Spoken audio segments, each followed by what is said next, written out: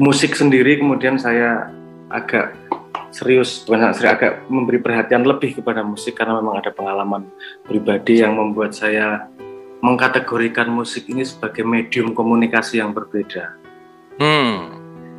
Kan manusia pada intinya kan satu individu dengan individu yang lain. Untuk mereka bisa berkomunikasi butuh medium. Ada medium, kita sekarang modern sudah kenal yang namanya medium bahasa, kemudian ada medium tulisan, ternyata ada medium lagi yang namanya musik ini. Dan ini unik musik ini karena dia bisa merasuk tanpa lewat makna, kan gitu. Karena musik sendiri kan nggak ada maknanya, dia cuman noise yang terorganisir gitu aja, frekuensi yang terorganisasi dengan cara tertentu sehingga menghasilkan rasa tertentu. Nah, itu yang menarik. Ini sehingga dia bisa jadi universal nih karena dia nggak perlu makna. Kalau kata kan mengandung makna, dia mengandung abstraksi tertentu, sehingga kita bisa membayangkan tertentu. Kalau musik ini nggak ada maknanya ya. Nada C sama nada D itu ya gitu aja. Maknanya apa nggak ada maknanya. Tapi ketika dia dirangkai sedemikian rupa, dia bisa menimbulkan respon ya. Berarti itu ada medium komunikasi di situ. Dia adalah sebuah media komunikasi yang melalui telinga. Kalau tulisan kan lewat mata, bahasa lewat telinga, tapi juga mengandung makna itu. Terus kalau musik itu frekuensi yang dikawinkan gitulah. Nah, memang ada sebuah kejadian di mana saya duduk mendengar musik tanpa ada intensi untuk nangkep apa-apa, cuma dengerin aja. Tapi tiba-tiba ada mood yang berubah dengan mendengarkan musik itu. Ini kok aneh ya, ini invasif ini. Ini masuk sendiri tanpa tak bukain pintu ya ini. Musik ini kemudian saya dendam lah dalam tanda petik. Apa sih ini makhluk yang namanya musik ini? Apa sih musik ini? Kemudian saya pelajari lah yang namanya musik itu. Jadi saya mempelajari musik bukan pada hanya seni musiknya, saya justru mempelajari musik bagaimana respon dengan manusianya, bagaimana telinga merespon suara, ada sebetulnya Fletcher mention grafik, ada bagaimana respon kita terhadap frekuensi tertentu. Terus kemudian kenapa ada 12 nada, kenapa Indonesia yang tadinya kita pentatonik, ada sebuah peradaban yang nadanya sampai 17, ada yang 7/8 dan segala macam lah. Itu ternyata ada hubungannya dengan perkembangan manusianya juga. Ya saya mempelajari itu, saya mempelajari spektrum macam-macam, mau tidak alat prakteknya adalah musik modern karena itu yang di depan mata. Nah itu berlaku sejak lama sih, itu bagian dari riset iseng-iseng memang. Oke, kita kan orangnya isinya penasaran aja, pengen tahu, nggak terima diinvasi itu tadi. Nah, tanpa sengaja terus tahu banyak hal tentang musik. Kemudian harus masuk chord, masuk analisis lagu, dan terus itu yang kita itu lakukan awal-awal dulu. Kita menganalisis 40 lagu dari tahun 70-an, kita cari polanya, ternyata ada timing tertentunya, ada frekuensi tertentunya yang memang ada garis merah di antara lagu-lagu top tersebut. Nah, kita mempelajari itu sebenarnya lebih banyak eksperimennya. Itu Leto itu sendiri lahir tanpa sengaja, karena bisa dikatakan tanpa sengaja ya, karena memang berangkatnya riset, berangkatnya ngobrol. Terus waktu itu momennya memang saya selesai kuliah dan otak saya panas waktu itu karena kuliah 5 tahun ngambil beberapa subjek sekaligus, ya agak capek lah. Terus ini kuliah yang waktu di Kanada kan? Ya betul. Itu pulang terus ditawari S2, alhamdulillah dapat beberapa tawaran beasiswa juga. Tapi saya ngomong sama orang tua, tak istirahat dulu setahun, tak iseng-iseng dulu lah, ini capek ini udah otaknya, digas terus. Nah dalam gap itu kemudian kita bikin karya macam-macam. Kita juga belajar teknik recording, kita belajar teknik mixing, mastering dan seterusnya. Daripada ngerusak lagu orang, maka kita bikin lagu sendiri. Nah salah satu lagunya, awal-awal lagu yang Ruang Rindu itu justru lagu lama banget konsepnya saya bikin. Kalau Sebelum Cahaya itu lumayan, itu kan album kedua kalau Sebelum Cahaya. Kalau lagu-lagu awal tuh yang Sampai Nanti Sampai Mati. Ya, tapi yang lagu paling awal yang kita buat itu justru Sebenarnya Cinta, itu yang masuk album, salah satu lagu paling tua itu. Itu kita buat untuk eksperimentasi recording, mixing dan mastering. Terus sampai jadi beberapa lagu, terus ada temen yang punya warung makan pengen nyetel gitu ya, semoga CD-nya disetel, terus kecantol sama label, terus ditawarin bikin band, terus oh yowes ayo band, terus disuruh ngirim profile band, kita bingung profile band ya opo, harus ada judul nama, harus ada, kita nggak paham karena memang yang membawa kita ke posisi itu bukan keinginan, yang membawa kita posisi itu karya, jadi kita sendiri malah bingung terhadap identitas. Terus nama, terus ya ketika mengisi profile band itu saya kirimin esai malah diketawain, ngapain kamu ngirim esai gini loh, apa namanya, profile band itu dikasih contoh, oh ya oke. Terus akhirnya kita isi lah itu nama, baru nama udah bingung namanya apa ini. Dan kita dikumpul karena seneng riset, kita sendiri eksperimen, terus coba dianalisis lah nama itu, nama gimana ya pola-pola orang bikin nama. Kemudian kita menemukan beberapa, kalau band luar ada polanya namanya pakai warna, di Purple, Pink Floyd dan seterusnya. Terus ada pola-pola tertentu. Kalau lihat Indonesia polanya yang terlihat ada pola itu tinggi-tinggian, ada raja, ratu, dewa, wali, Noah. Nah kita kalau mau pakai pola itu yang lebih tinggi lagi Allah Subhanahu Wa Taala. Tapi kayaknya nggak cocok nama band Allah Subhanahu Wa Taala gitu kan, wah lucu juga. Jadi terus udahlah kita nggak usah pakai pola itulah. Sebut nama sebagai identitas gitu. Terus ya ada sebuah momentum di mana sleto gitu. Apa artinya? Nggak ono artinya. Ya justru apa namanya?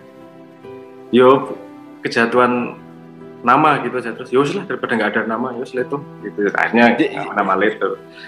Jadi nggak ada artinya, Leto tuh nggak ada artinya gitu. Kita antisipasi itu. Kalau ditanyain gimana artinya, oh gampang jawabannya. Leto adalah sebuah kata-kata kosong yang artinya akan diisi sesuai dengan perjalanan kita sebagai band. Oke. Itu cara ini dari namanya aja udah berat banget nih. Yo. Seolah-olah berat padahal itu ya karena kecelakaan aja, karena memang konsentrasi kita bukan di band itu, karena pertemanan aja, terus bikin karya gitu, bikin output gitu aja. Oke, terus berkiprah dan akhirnya sampai sekarang berapa album tuh Mas Abrang? Ada 4 album kalau nggak salah. 4 album, oke. Nah sekarang kita masuk ke Sebelum Cahaya ini ya, karena topik kita malam hari ini Sebelum Cahaya. Nah, boleh cerita nggak background, isi, konten, message yang ingin disampaikan? Kan tadi Mas Abrang bilang menarik nih kalimat medium komunikasi gitu ya. Musik bisa menjadi suatu medium komunikasi, berarti kan ada sesuatu yang ingin dikomunikasikan antara si Mas Abrang misalkan sebagai penyanyinya sama si pendengarnya nih. Kira-kira apa nih? Silakan. Karena Leto sendiri kita dari dulu gini, keputusan membuat lirik itu kan dibahas juga.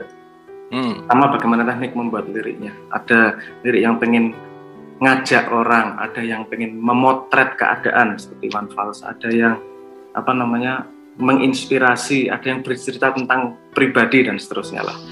Dan waktu itu sendiri saya termasuk orang yang privat.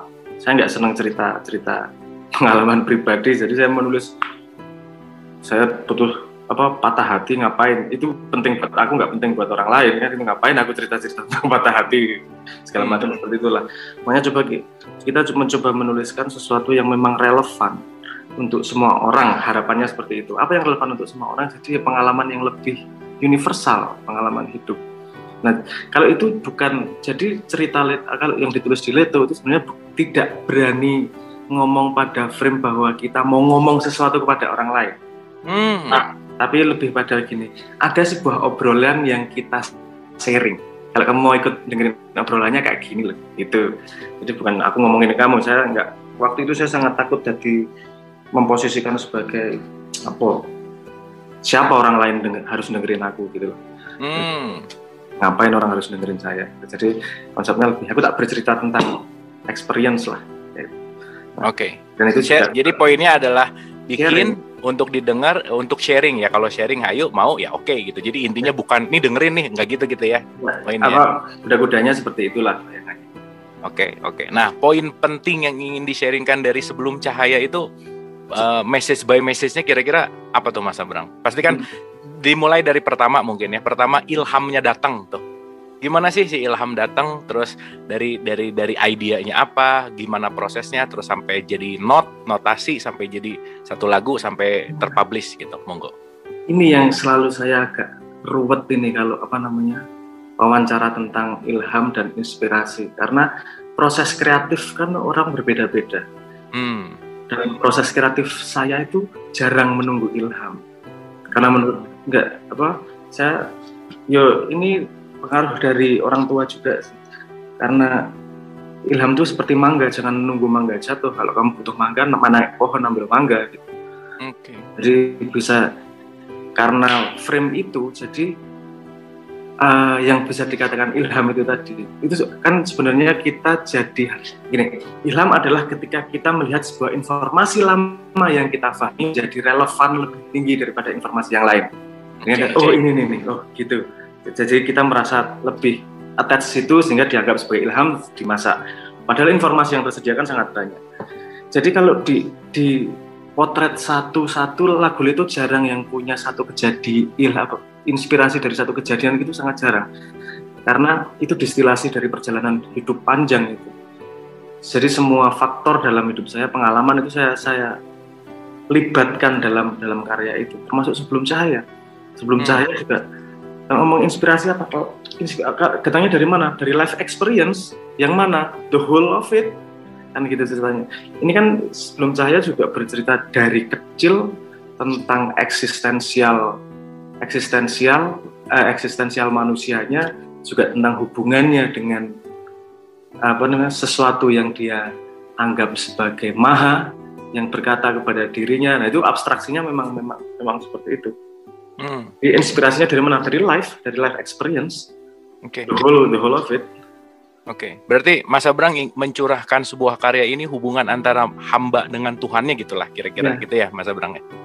Nah yang ingin disampaikan tuh apa tuh? Gimana tuh hubungannya, pengenalannya atau komunikasinya tuh apa ceritanya, gimana kira-kira? Saya kan kesepian Mas umur hidup ini. Jadi saya selalu merasa berkomunikasi lah dalam tanda petik dengan Tuhan, entah lewat alam, entah lewat kejadian, entah lewat apapun, saya merasa itu adalah komunikasi. Dan pada keadaan terpuruk, dalam keadaan sedih, saya membayangkan Tuhan itu berkata seperti itu. Putri, misalnya ya, kita track satu-satu ya. Kuteringat hati yang bertabur mimpi, kemana kau pergi cinta. Ini sederhana, kuteringat hati yang bertabur mimpi. Semua anak kecil yang hatinya masih putih kanvasnya, itu hidupnya penuh mimpi, penuh imajinasi, penuh bayangan, cita-citanya bebas. Mau jadi apa? Astronot, sederhana dia ngomong. Mau jadi apa? Presiden, sederhana ngomong. Hidupnya itu tanpa limitasi, penuh mimpi, penuh bintang. Dan itu menyenangkan. Menghasilkan hidupnya itu penuh, nggak ada dendam. Misalnya kalau anak kecil kan marahan gitu ya, 5 menit ya damai lagi seperti nggak ada apa-apa. Nah, itu kan menurut saya itu keadaan yang luar biasa ketika kecil itu. Terus tapi kamu kemana sekarang? Kemana kau pergi cinta? Anak kecil itu hati yang bertabur mimpi itu, kemana kau pergi cinta? Sekarang kok kamu udah gede, kebanyakan kamu nggak melihat lagi indahnya Tuhan, sayangnya Tuhan, khawatir, terus kesepian, terus menderita, terus lihat dulu ini kemana hati yang bertabur mimpi ini, lari kemana nih kan, ngomong ke orangnya, ke saya lah kalau dalam konteks ini. Perjalanan sunyi yang kau tempuh sendiri, kuatkanlah hati cinta. Perjalanan sunyi, karena memang itu tadi yang saya bilang, saya merasakan bahwa saya ini hampir every time tuh sendiri memang, karena kesadaran sebuah kesadaran bahwa ini rada detour sedikit, karena semua pengalaman yang kita alami, semua informasi yang kita miliki kan sebenarnya hanya rekonstruksi otak kita. Jadi sebenarnya kita hanya sendiri. Apa yang kita lihat itu cuma cahaya yang masuk, bentuknya itu direkonstruksi oleh otak. Apa yang kita dengar itu hanya gelombang yang masuk, tapi kita rekonstruksi sama otak sehingga kita punya makna tertentu. Jadi semua perjalanan itu sendiri, sunyi. Orang nggak akan pernah tahu kita seperti kita mengetahui kita. Dan sebaliknya, kita tidak pernah mengetahui orang seperti yang kita miliki hanyalah representasi kita terhadap orang tersebut.